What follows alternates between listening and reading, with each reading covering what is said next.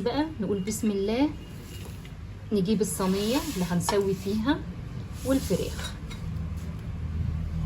ويكون معانا طبق فيه زيت، بس يكون الطبق ده عميق شوية لان احنا هنحط كده الفراخ فيه في الزيت كده، وبعدين في البقسماط في الزيت. واحنا زي ما احنا متعودين ان احنا مش بنعمل واحدة واحدة، عشان احنا اصلا بنعتمد ان احنا مستعجلين او مش عايزين نقعد في المطبخ كتير. فاحنا اهم حاجة عندنا السرعة، تكات كده مفروض بنعملها عشان تخلينا نخلص بسرعة ونخرج من المطبخ بسرعة.